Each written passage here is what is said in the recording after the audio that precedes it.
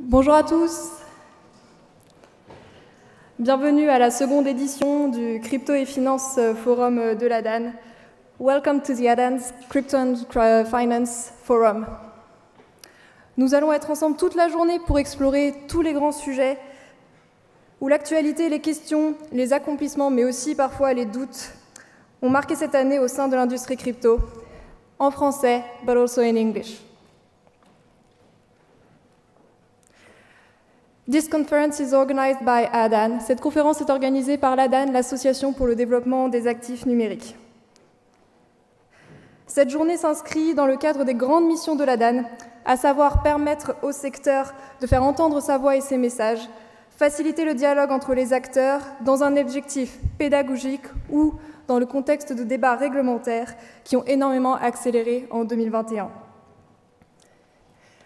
Mes premiers remerciements iront d'abord à la belle équipe de l'ADAN, sans qui ni cet événement ni tous les accomplissements de cette année n'auraient été possibles. Leur travail au quotidien est immense. J'en prends pour témoin le rapport d'activité 2021 que nous vous révélons aujourd'hui à l'occasion du Crypto et Finance Forum. Alors je vous demande de leur réserver votre premier salve d'applaudissements, s'il vous plaît.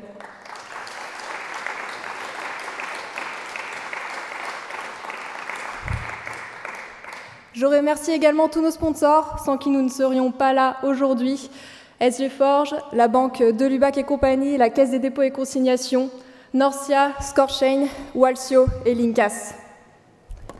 Je remercie également l'ensemble de nos partenaires qui nous permettent une grande visibilité, mais aussi de faciliter les ponts entre les acteurs, ce qui est le but de la journée d'aujourd'hui.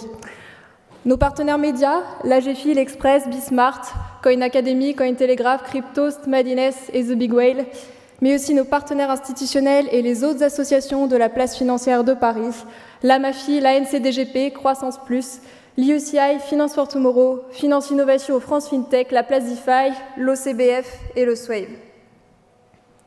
Enfin, je remercie tous les intervenants, tous les experts sans qui cette belle journée ne serait pas celle-ci, qui se succéderont ici pour vous partager bien sûr leurs connaissances, mais aussi leurs opinions, pas toujours consensuelles, mais bon, c'est le jeu.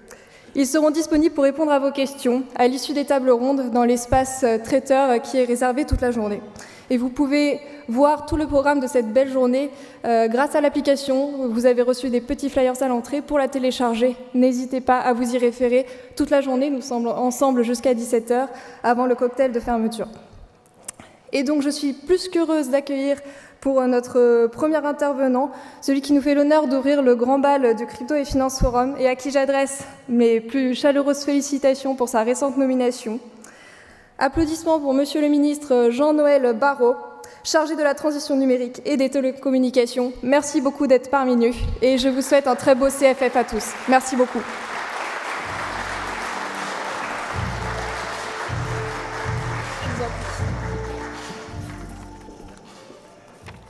Merci beaucoup Faustine et félicitations à toute l'équipe de l'ADAN pour l'organisation de cette journée. Je vous salue toutes et tous, celles que j'ai déjà eu l'occasion de rencontrer dans mes précédentes fonctions, celles et ceux que j'aurai l'occasion de rencontrer très bientôt, à n'en pas douter. Je suis très heureux d'être avec vous pour le lancement de cette deuxième édition du Crypto Finance Forum. Je ne serai pas trop long. J'ai 3 messages à vous donner ce matin. Le premier, c'est qu'avec le président de la République et le gouvernement, nous souhaitons accompagner le développement d'une industrie et d'un écosystème dont on commence déjà à voir le potentiel pour l'économie française à l'heure du Web 3.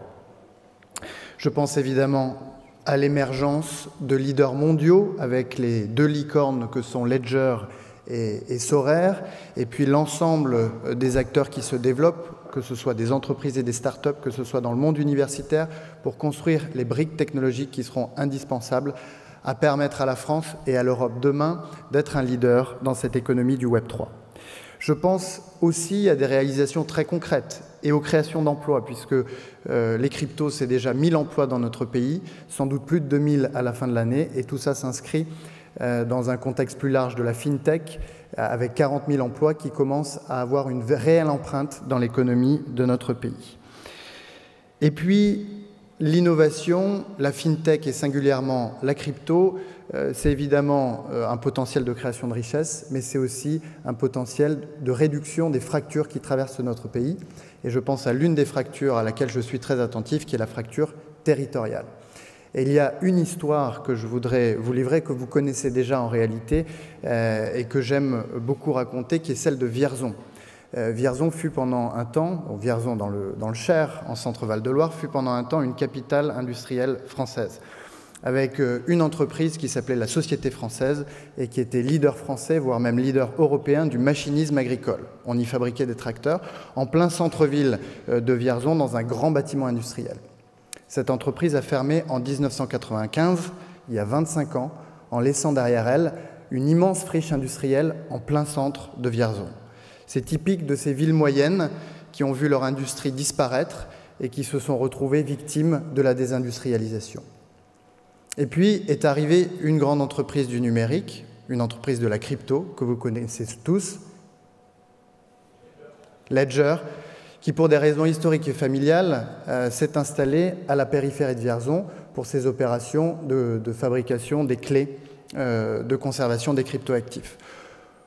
En s'installant ici, le Ledger a donné un nouveau souffle à cette ville de Vierzon, puisque se sont installées un certain nombre d'entreprises autour de Vierzon, un incubateur, puis une école, AlgoSup, jusqu'à ce que l'année dernière, grâce au soutien du plan de relance, au soutien du gouvernement, la première tranche du bâtiment abandonné depuis 25 ans de la Société Française, en plein centre de Vierzon, soit repris dans sa première tranche pour y installer un grand campus numérique, avec le campus connecté, avec le CNAM, avec AlgoSup, de manière à former les ingénieurs dont Ledger, mais aussi toutes les entreprises de l'écosystème auront besoin demain.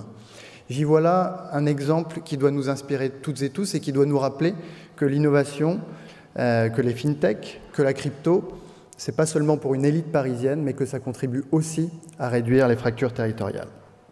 Donc mon premier message, c'est celui-ci, celui de notre volonté de continuer à accompagner le développement de cet écosystème qui est si prometteur à l'heure du Web 3. Le deuxième message, c'est que dans un contexte de forte volatilité, de baisse très nette des valorisations et d'inquiétude généralisée, tous secteurs confondus, le gouvernement aura à cœur d'encourager l'industrie et de l'accompagner pour qu'elle puisse relever ces défis et conforter son acceptabilité au sein du grand public. Premier défi, je ne peux pas ne pas en parler aujourd'hui, c'est celui du verdissement. Le président de la République l'a dit le 14 juillet, il convient que tous les Français, que tous les acteurs, quels qu'ils soient, des administrations publiques aux entreprises, en passant par les ménages et par les citoyens, que nous puissions trouver les voies d'une plus grande sobriété pour atteindre nos objectifs de long terme, à l'horizon 2030 et 2050, mais aussi et tout simplement parce que nous avons la guerre aux portes de l'Europe, que les livraisons de gaz à l'Europe par la Russie vont être très certainement interrompues et qu'il nous appartient à toutes et tous de faire un effort supplémentaire, plus rapidement peut-être que ce qu'on avait anticipé, pour participer à cette sobriété énergétique. Et nous serons à l'écoute des solutions ou des propositions qui seront celles que vous ferez, peut-être aujourd'hui dans le cadre de vos échanges, pour faciliter la transition vers des technologies plus sobres dans le cadre de la crypto et plus largement dans celui des fintech. Deuxième défi, évidemment, celui de la régulation, de la lutte contre le blanchiment et le financement du terrorisme. Et pour relever ces défis, le gouvernement sera dans le même esprit que celui qui a présidé à la rédaction du projet de loi Pacte avec Bruno Le Maire et au moment où j'étais à l'Assemblée nationale en charge de ce sujet, pour faire en sorte que nous puissions trouver le bon équilibre entre l'incitation à l'innovation et la préservation de la sécurité pour les épargnants et les investisseurs. C'est dans cet esprit que nous avons conçu le visa optionnel pour les ICO et l'agrément PSAN. Et c'est dans cet esprit que nous avons abordé depuis 6 mois, tout au long de la présidence française de l'Union européenne, la préparation du règlement MiCA qui a fait l'objet d'un accord le 30 juin dernier dont je me félicite. Il va falloir que nous puissions ensemble organiser la transition du régime PSAN vers le régime MiCA et nous serons évidemment à votre écoute. Et je crois qu'il y a là aussi une forme de peut-être de réconciliation entre innovation et régulation, puisque avec MiCA, nous allons ouvrir un terrain de jeu européen qui permet à la fois à l'innovation de se développer, tout en préservant la sécurité des épargnants. Mais en ouvrant ce terrain de jeu à l'échelle européenne, en unifiant ce marché européen, nous donnons à nos entreprises, à nos futures licornes, des potentiels de croissance beaucoup plus significatifs.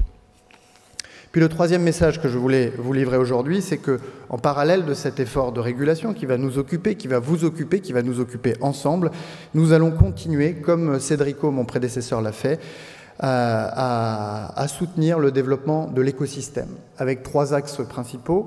Évidemment, veiller à la robustesse du continuum de financement pour que nos startups, tout au long de leur cycle de vie, puissent s'appuyer sur les financements dont elles ont besoin. Le président de la République a annoncé la 2e édition des fonds Tibi, sur lesquels des discussions sont en cours. Et puis, il a annoncé et travaillé au développement de l'initiative Scale Up Europe, qui est un fonds de fonds alimenté par des financements publics qui va permettre à l'écosystème VC de grandir et de venir accompagner des levées de fonds beaucoup plus significatives pour nos scale-up dans le domaine de la crypto, mais dans les autres domaines de la tech également. Donc le premier sujet, c'est que nous veillerons à ce qu'il y ait un continuum de financement pour que nos entreprises puissent prospérer en France et en Europe. Le deuxième, c'est que nous allons continuer à encourager les échanges croisés entre le monde des entreprises, le monde des startups, celui des universités, celui des administrations publiques, pour que chacun puisse bénéficier de ces discussions fertiles. Et puis le troisième, c'est que nous allons initier un grand effort de formation des professionnels du numérique et des experts du digital pour faire en sorte que vos entreprises puissent puiser dans ce vivier. Nous avons les meilleurs talents du monde en France. Maintenant, il faut aussi scaler et arriver à former les professionnels dont nos entreprises ont besoin pour grandir. Voilà le troisième message que je voulais vous passer ce matin. Donc, en conclusion, dans ce moment qui est marqué par de grandes incertitudes, nous en avons la conviction, la France doit être au rendez-vous de cette révolution technologique du Web 3. Ce forum, cette 2e édition, arrive donc à point nommé et je serai avec mes équipes très attentifs aux conclusions de vos échanges. Nous resterons à votre écoute, nous nous tiendrons à vos côtés. Il me reste à vous remercier pour votre attention et à vous souhaiter un bon forum.